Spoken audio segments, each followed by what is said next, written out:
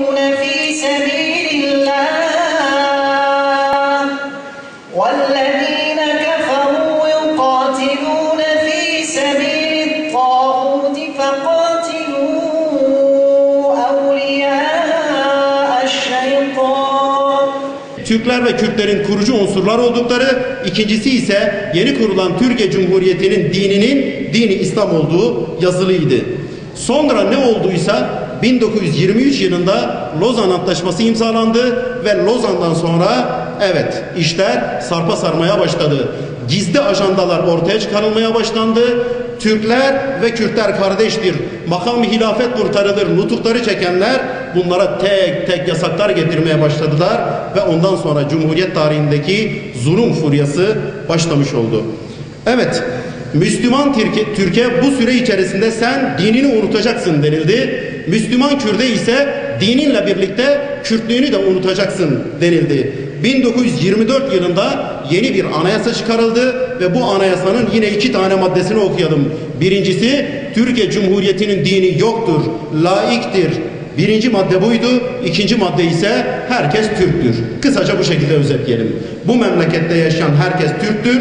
Burada yaşayan diğer unsurların Mustafa Kemal'in yakın arkadaşı Mahmut Esat Bozkurt, aynı zamanda Adalet Bakanlığı yapmış bir insan ve Bozkurt soyadını Mustafa Kemal Mahmut Esat Bozkurt'a veriyor.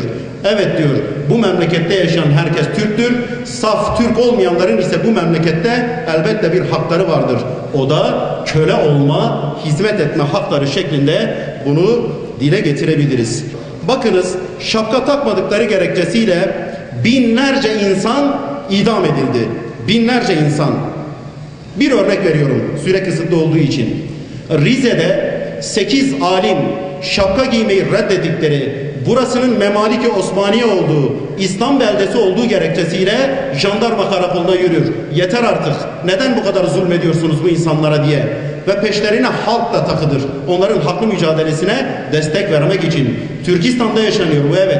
Rize'de yaşanıyor. Kurtuluş Savaşı'nda namlularını düşmana çevirmiş olan, belki de emrine girmiş oldukları komutanlar bu sefer o topların, o Hamidiye meşhur zırhlısının toplarını halkın üzerine çevirir ve halkı topa tutar. Binlerce insan, belki de evet 8 insanı orada insanların gözü önünde idam ediyorlar. Binlerce insanı da cezaevlerine, zindanlara atıyorlar. Burada İskilipli Atıf Hoca'yı sanırım zikretmeye gerek yoktur. Cumhuriyet rejiminin şu işgüzarlığını dikkatlerinize sunmak istiyorum. Cumhuriyet rejimi Şeyh Said Efendi rahmetullahi aleyhin haklı kıyamını memleket içerisinde Kürtçü bir kıyam olarak gösterdi. Peki buradaki amacı neydi? Müslüman Türk halkına gidecek olan yolları kesmek. Batı'da ise şeriatçı bir ayaklanma olarak gösterdi ki, şeriatçı bir ayaklanma olarak gösterdiler ve ondan sonra Avrupa'nın ona yardım etmesinin önünü kesmek istediler. Evet, Seyyid Rıza'ya şunu reva gördüler değerli kardeşlerim. Şunu reva gördüler. Seyyid Rıza bir istekte bulunmuştu. Ne olur çocuklarımı benden önce idam etmeyin. Önce beni idam edin, sonra çocuklarımı idam edin. Cumhuriyet zulmünün tecessüm ettiği gerçekten ibretamiz bir vakadır. Seyyid Rıza'nın çocuklarını gözlerinin önünde idam ettiler. Daha sonra Seyyid Rıza'yı idam ettiler.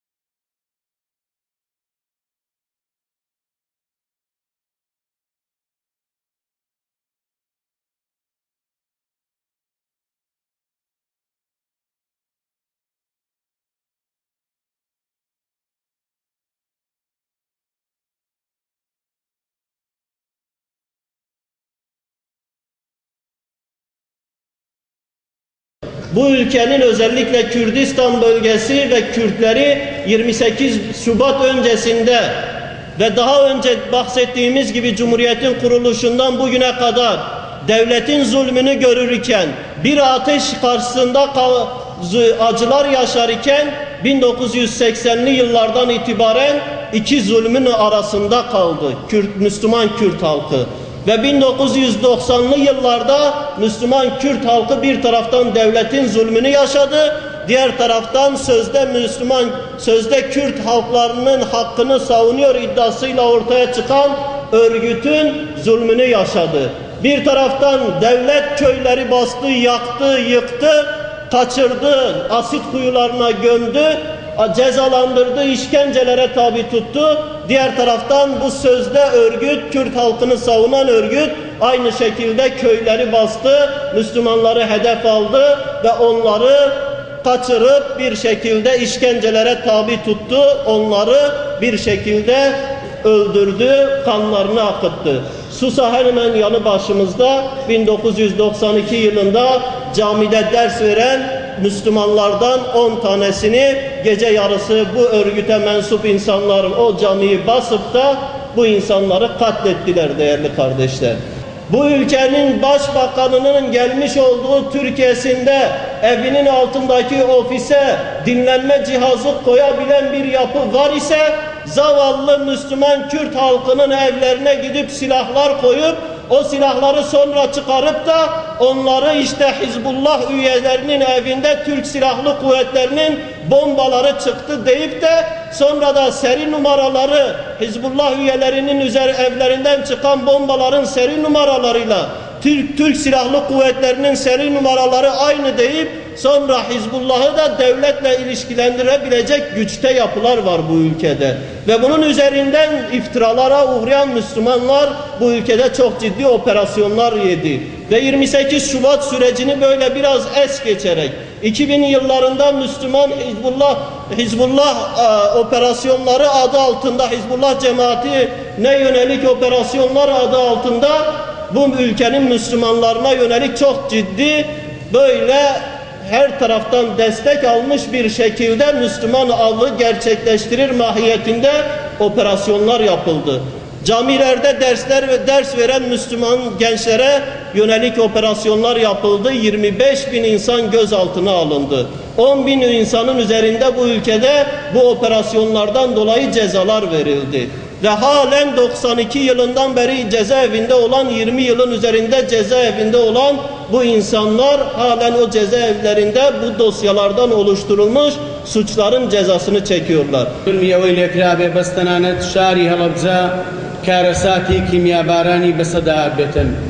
أهلي دياربكر لوان همو قلاني دنيا بزانن كهش ساري الربق شرهبو لنيوان عراق وإيران دا لنيوان أم شردا تنانت كردي مظلومي عراق سوسايوا سوسانوي كردي عراق هر أو نبو تنانت كارساتي كيميائي ليبكويتوا بلكم 4500 گوندی خاپور کرد 39,000 پارچە زەوی کە باغ و باغاتی بوو نەیهێشت. ئەو هەموو زوڵم و زۆرداریانە لە کوردی عراقە کرا و لە ساری 1987 مامۆستای مەحروم مامۆستا شێخ عوسمان عەبدولعەزیز کە مفەسیری قورئان بوو کە موفتی ئەو کاتەی شاری هەڵەبجە بوو نەیتوانی چیتر خۆی ڕابگرێ بەرامبەر بەو زوڵم و زۆرداریەی کە حیزبی بەحسی عراق لە کوردی چەوساوەی عراقیە کرد. Kürdistan Irak'a yalnız facia musibet Halepçe'deydi. Önce 1982'den başladı. Enfer, Saddam Hüseyin Enfer'le başladı. 4500 köyü yıktı. Binlerce insanı öldürdü. Onlar binlerce insanı zindana götürdü. Şeyh Osman Abdülaziz Allah affetsin inşallah bizim rahberimiz rahmetli. Bu zulmü kabul etmedi. Hiçbir zaman 1985'ten başladı. Saddam'ın karşısına çıktı. Halepçe'ni serbest aldı. Bütün emniyet, asker, jandarma hepsi Halepçe'ni bıraktı. Onun için Saddam bunu kabul etmedi. Bu şeyi tekrar Halepçe'ni bulmamadı 1985'ten. Ondan sonra Şeyh Osman söyledi artık yeter zulüm Kürtlere biz Müslümanız yeter. Arap ismine, milletçi ismine Kürtlere zulüm yeter. Ondan sonra 1987 hemen cihadi ilan etti. Kendinden dağlara çıktı. 100.000 mücahit olarak hemen dağlara çıktı.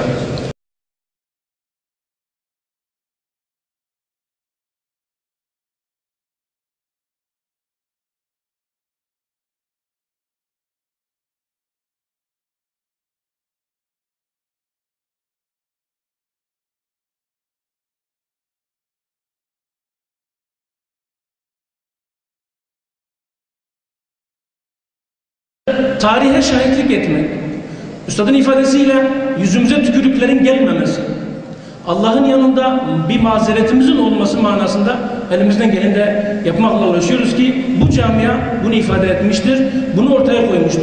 Bununla alakalı birilerinin kafasında soru işaretleri oluşmuşsa onlar sanırım tarihi bilmiyorlar demektir. Olayları iyi okumamanın da etkisi vardır. Meseleye sadece tek bir noktada bakmak sebebiyle iyice çözememenin eksikliği de vardır. Ancak tarihi de iyi bilmiyorlar. Bu camianın Suriye meselesindeki duruşu 30 sene önce Hama meselesinde nasılsa aynen öyledir. Hiç kimse bununla alakalı en ufak bir şüpheye düşmemeli. Kalkıp işi zalim Beşşar'ın kaynaklandığı, sebep olduğu zulümden onu bırakıp başka tarafa İran Hizbullah'a götürmek gibi bir yanlışa asla düşmemeliyiz. Bunu yapmak büyük bir yanlışlık olur. Müslüman kardeşlerimiz yanlış yapmış olabilir. Bunun hesabını Allah'a vereceklerdir. Ancak biz ne geçmişi unutacağız bu hususla alakalı, ne de geçmiş çok iyi gelmiş diye yanlışlarını da görmezden geleceğiz. Ne bu tarafın hakkı için bu tarafın hakkını görmezden geleceğiz, ne de bunların hakkı için bu tarafı görmezden geleceğiz. Bizim bakışımız bu hususta çok nettir. Peki ne yapacaksınız? Yapacağınız şeyler belli. Bizler bütün Müslümanlar gibi bu kardeşlere elimizde geldiğince yardım etmeye çalışacağız, dua edeceğiz. Kalbimiz onlarla beraber, dualarımız onlarla beraberdir. İran, Mısır ve Türkiye'nin, hatta Suud'u da yanlarına alarak beraberce Müslümanlar arasında bu meselenin halledilmesiydi. Net bir şekilde deniyor ki biz hak sahibi olan direnişçi Müslümanların tarafındayız. Eşit tamamen vahşidir, barbardır, gitmesi lazım. Ve gidecek. Geç gidecek. Ancak bu Batı'nın istediği şekilde olmamalı, Batı'nın müdahalesine açık şekilde olmamalı. Biz buna karşıyız. İslami bir yönetim olmalı. Aynı şeyi Hizbullah Cemaati adına muhterem lideri Edip Gümüş de ifade etti. Aynı şekilde biz diyoruz ki, kendilerinin ifadesiyle dediler ki, Müslümanlar hak sahibidirler. Bu Müslümanlar Beşşar'ın gitmesi noktasında elinden gelenini yapmakla haklıdırlar ve Allah'ın izniyle gidecektir. Yalnız bu Batı'nın istediği şekilde olmamalı. Batı'nın müdahalesiyle olmamalı. Müslümanların yan yana gelerek İslam ülkeleri adına, hükümetlerin yan yana gelerek çözülecek şekilde olması gerekiyor diye görüşlerini ifade etmişler. Jiberdi em deste xuvedikin ve em dibin ya Rabbi em herci tera ibadet dikin ve em herci te alikariye duhazin. İlahi em gili u şikayeti kafir u gaddari iro kulehem ber Müslümana bunin yek velatu diyare İslam'e danın ber misketu kherdelu bomba u Müslümana talanu paymal dikin em van teva havaleyi tedikin ya Rabbi.